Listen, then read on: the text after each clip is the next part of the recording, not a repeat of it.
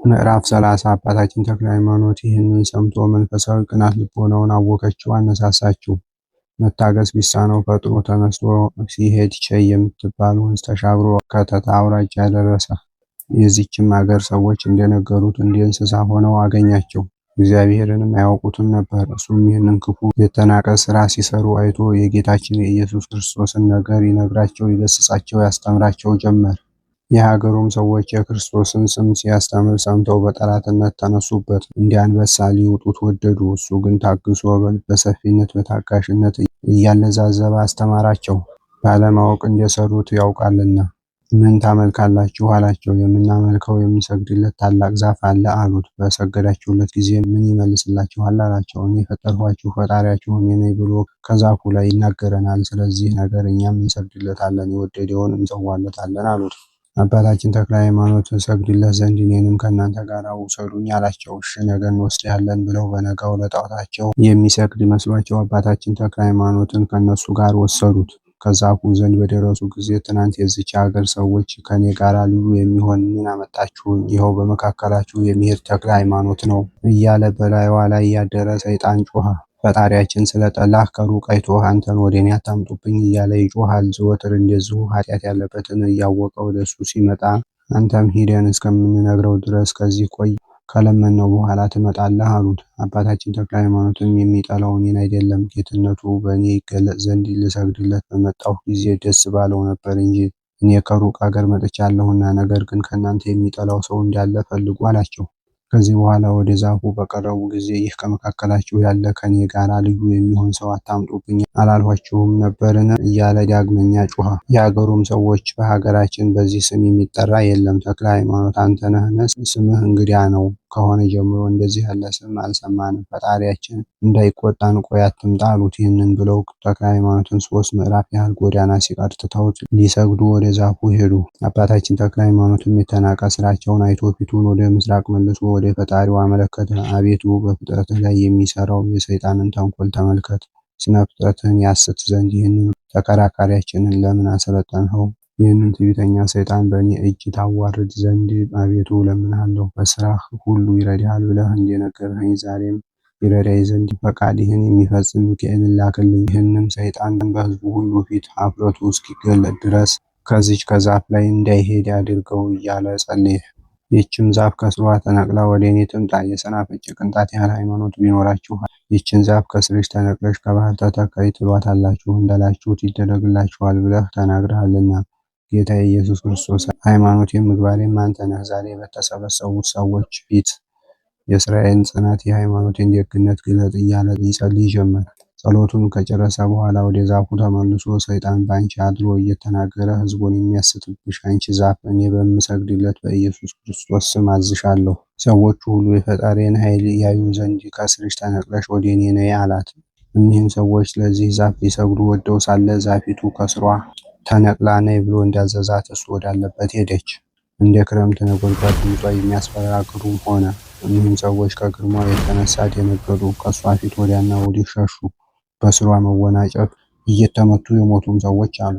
የሞቱትም ሰዎች ቁጥራቸው 24 ነው። ዛፊቱ ግን እየፈጠነች አባታችን ተክለ ሃይማኖት ወዳለበት ሄደች። ሰይጣኑም አንተ ክፉ ሰው ካንተ ወዴት ትሸሻለሁ? መለዋ የጥላልሽ አውራጃን የተውሁልህ አይበቃምን? ዛሬም ወገኖችን ልትቀመኝ ከዚህ መጣህ እያለ በዛፏ ላይ ሆኖ ይጮህ ነበር።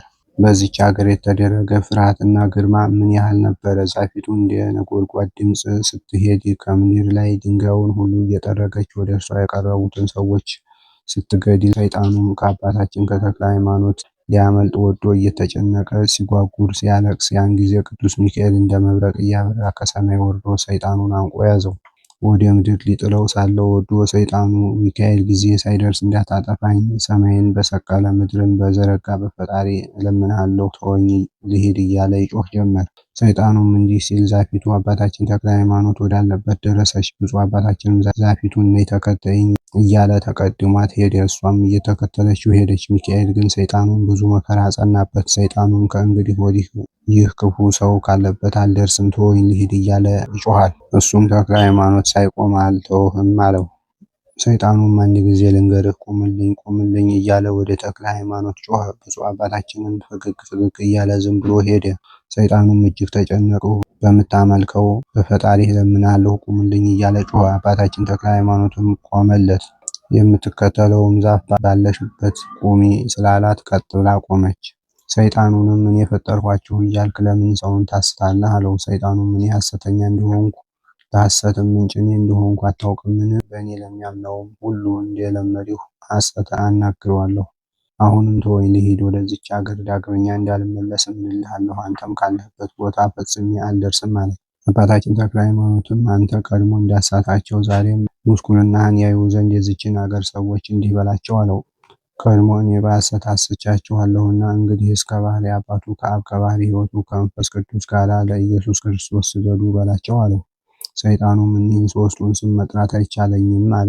ብፁዕ ተክለ ሃይማኖት የሦስቱን ስም መጥራት የማይቻልህ ከሆነ እናንተንም እኔንም ለፈጠረ ለሰማይና ለምድር ፈጣሪ ስገዱ ተገዙ በላቸው አለው። እናንተ የዚች ሀገር ሰዎች ቀድሞ እኔን በመሰላችሁን ጊዜ በሐሰት ሳስታችሁ ኖርሁ። እንግዲህስ ሀገራችሁን ትቼላችሁ ሄድኩ። ምድረ በዳ ይሁን፣ ሰማይና ምድር እኔንና እናንተን ለፈጠረ ተገዙ። የኔን ስራ የሚሰራ ግን ከኔ ጋር በገሃነም ይኖራል። ይህንም ብሎ ከዚህ ሰው ወዴት እሸሻለሁ እያለ ሰይጣኑ አለቀሰ። እንኳን እንዲህ ላደርገው ልከራከረው የማይቻለኝ አርበኛ ተነስቶብኛልና። በገሊላ ከተነሱ ከክፉ ሰዎች ከ12ቱ ሐዋርያት ከእነሱም ቀጥሎ ከተነሱ ከ72ቱ አርድእት አረፍኩ ብዬ ነበር። እነሱ ከምገዛው ሀገር ከሮም፣ ከግብፅ፣ ከኢየሩሳሌም አስወጥተው ሰደዱኝ። በዚያ ወራት ከእነሱ ከሸሸሁ ጀምሮ እስከ ዛሬ ድረስ በሸዋ ከወገኖቼ ጋር መንግስቴን አጽንቼ ስኖር እነሆ ከዚህ ከክፎች አንዱ በእኔ ላይ ተነሳ። ወዮልኝ! ወዴት ማረፊያ አገኛለሁ? በገዳም ነው በሀገር ነው? ማረፊያ አጥቼ በሁሉ ዘንድ ተቸግሬያለሁና እንግዲህስ ሰው ወደማይደርስበት ወደ ምድረ በዳ ሄጄ እቀመጣለሁ። ይህን ባለ ጊዜ ሚካኤል ለቀቀውና ያን ጊዜ እንደ ጢስ ተኖ እንደ ትቢያ በኖ ጠፋ። የተሰበሰቡትም ሕዝብ ይህንን ታምራት አይተው ደነገጡ፣ ዛሬ ድንቅ ነገር አይተዋልና። ሚካኤልን ግን አያዩትም ነበር። አባታችን ተክለ ሃይማኖት ብቻ ያየው ነበር እንጂ። ቅዱስ ሚካኤል አባታችንን ተክለ ሃይማኖትን በፈጣሪ ኃይል ሁሉን ድል ትነሳለህና በርታ ጽና አለው። ይህንን ብሎ ሰላምታ ሰጥቶት ወደ ሰማይ አረገ። የአገሩም ሰዎች ሁሉ ወደ አባታችን ወደ ተክለ ሃይማኖት መጥተው የሕይወት ብርሃን አባታችን ወደሚወደድ ጎዳና ምራን እያሉ ከእግሩ ስር ወደቁ። አባታችን ተክለ ሃይማኖትም ልጆቼኑ ተከተሉኝ፣ ምሰሉኝ፣ እናንተን በፈጠረ እግዚአብሔር እመኑ አላቸው። መላው እንዳንድ ልብ መካሪ እንዳንድ ልብ ተናጋሪ ሆነው በአንተ አምላክ አምነናል አሉ። ሁሉንም በሦስቱ ስም አሳምኖ አጠመቃቸው። ከዚህ በኋላ በዛፊቱ መጎንጨፍ ወደ ሞቱት ሰዎች ተመለሰና በድናቸው ካለበት ቦታ ቆሞ እንዲህ ብሎ ጸለየ። ጌታ ኢየሱስ ክርስቶስ አልዓዛርን ከሸተተ በኋላ በ4 ቀን ከመቃብር ያስነሳኸው አንተ ነህ። ናይን በምትባል ሀገር የአንዲቱን ድሃ ልጅ ይዘህ ያስነሳኸው አንተ ነህ። ቀድሞም አንተ ነህ፣ ዛሬም አንተ ነህ። ሙታንንም የምታስነሳ የኃያላን ፈጣሪ ሁሉንም ትችላለህ እንጂ የሚሳንህ የለም። መግደልም ማዳንም ትችላለህና እነዚህን ሙታን ይነሱ ዘንድ ከሰማይ የቸርነትህን ዝናብ ላክ እያለ ለመነ። እንዲህ እያለ ሲጸልይ ጸሎቱን ሳይጨርስ እንደ ዝናብ ካፊያ በበድናቸው ላይ ከሰማይ ጠል ወረደ። ካፊያው በነካቸው ጊዜ ጥፋት ሳያገኛቸው በሕይወተ ሥጋ እንደነበሩ ሆነው ሁሉም ፈጥነው ተነሱ። ከተነሱም ጋር ቀድሞ የሞቱ 15 ሰዎች ከተቀበሩበት ተነስተው ከብፁዕ ተክለ ሃይማኖት እግር ወድቀው እጅ ነሱ። አባታችን ተክለ ሃይማኖት ሞቶ የተነሱትን ሰዎች የሞታችሁት መቼ ነው አላቸው። ቀድሞ በአብርሃ ወአጽብሃ መንግስት ጊዜ ነው አሉት።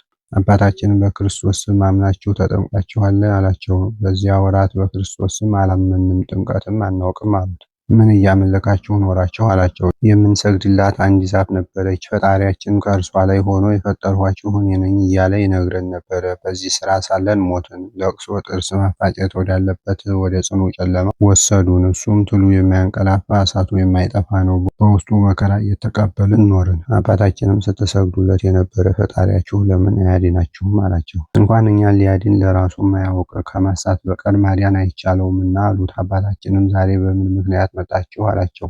በእኛ ላይ ወደ ተቀበሩ ሰዎች በአንተ ልመና ዛሬ ከእግዚአብሔር ዘንድ የይቅርታ ዝናብ ወርዷልና ዝናቡ እኛንም በነካን ጊዜ ከእነሱ ጋር ከሲኦል ወጣን። ፈጥነን ተነስተን አሁን እንደምታየን ከፊትህ ቆመናል። ዛሬም ሊናገሩት የማይቻል ጽኑ መከራ ወዳለበት ዳግመኛ እንዳንመለስ የእግዚአብሔር ወዳጅ አንተን እንለምናለን አሉት። አባታችን ተክለ ሃይማኖትም ይህንን ነገር ሰምቶ ከመከራው ጽናት የተነሳ አደነቀ። ወደ ሕዝቡ ተመልሶ ይህንን ድንቅ ነገር ተመልከቱ አላቸው። እኔ ብነግራችሁ ባላመናችሁም ነበር። እነሆ ፈጣሪያችሁ ራሱንም ሰውንም ማዳን እንዳይቻለው ታወቀ። እንግዲህ ምን ትላላችሁ አላቸው። ዳግመኛ ከሙታን ተለይተው የተነሱትን 24ቱን ሰዎች እናንተስ ወዴት ነበራችሁ አላቸው። አጋንንት ነፍሳችንን ከስጋችን ለይተው ፈጣሪያቸውን የካዱ እኒህን ሰዎች የዘላለም ወደማይጠፋ እሳት ውሰዷቸው እያሉ እያዳፉ ወሰዱን። ወደ እሳት ሊጨምሩ ሲወስዱን አንተ በእሳት ሰረገላ ተቀምጠህ መጥተህ ስለኛ አጋንንትን ተጣላሃቸው። ስትጣላቸው የመላእክት አለቃ ሚካኤል መጥቶ እኒህን ነፍሳት ለዚህ ሰው ስጡት አላቸው። ቃሉን በሰሙ ጊዜ ተዉንና አንተ ወሰድኸን፣ እኛም እንደምታየን እንሆ ከፊትህ እንገኛለን። አባታችን ተክለ ሃይማኖትም ይህንን ነገር ሌላ ሰው ቢነግራችሁ ባላመናችሁ ነበር። እነሆ እናንተ አያችሁ ሰማችሁ፣ ዛሬ ምን ትላላችሁ አላቸው። አባታችን አንተ ከዚህ መከራ የምንድንበትን ንገረን ባሉት ጊዜ አባታችንም የዘላለም ሕይወት ታገኙ ዘንድ በእግዚአብሔር በባሕርይ ልጁ በክርስቶስ ስም አምናችሁ ተጠመቁ አላቸው። ከተሰበሰቡት ሰዎች ጋር ሁሉም አንድ ሆነው በአንተ አምላክ አምነናል፣ ተነስተህ አጥምቀን አሉት። ብፁዕ አባታችንም ተነስቶ በአካል ሦስት በባሕርይ በሕልውና አንድ በሚሆኑ በሦስቱ ስም አጠመቃቸው። ቀድሞ ከሞቱ ሰዎች ተለይተው ተነስተው በዚያች ቀን የተጠመቁ ሰዎች ቁጥራቸው 120,345 ናቸው። አባታችንም ተክለ ሃይማኖት በዚያች ቀን እስከ 9 ሰዓት ድረስ ሲያጠምቅ ዋለ። ከዚህ በኋላ ቀድሶ ሥጋ ወደሙን አቀበላቸው። ሥጋ ወደሙ ካቀበላቸው በኋላ እኒህ 15ቱን ሰዎች ጠርቶ እናንተስ የተነሳችሁት ሰው ሁሉ የፈጣሪን ኃይል ያይ ዘንድ ለምስክርነት ነውና እስከ ትንሣኤ ዘጉባኤ ድረስ ሂዱ ረፉ አላቸው። እኒህም ሰዎች አባታችን ዳግመኛ ወደዚያ ወደ መከራ ቦታ እንዳትሰደን እንለምናለን እያሉ ከአባታችን እግር ስር ወድቀው አለቀሱ። አባታችንም ተክለ ሃይማኖት እንግዲህ ወደ በጎ ዕረፍት ነው እንጂ ዳግመኛ ወደ መከራ ቦታ አትሄዱም፣ አታልቅሱ፣ ሂዱ። በክርስቶስ አምኖ የተጠመቀ ሰው ሁሉ ይድናልና ያላመነ ሰው ግን ይጎዳል። ሥጋውን ደሙን የተቀበለ ሰው የዘላለም ሕይወት ያገኛል አላቸው። ይህንን ባላቸው ጊዜ ፈጥነው ሞቱና አባታችን ገንዞ ቀበራቸው። አባታችን እንደነገራቸው የዘላለም ሕይወት አገኙ።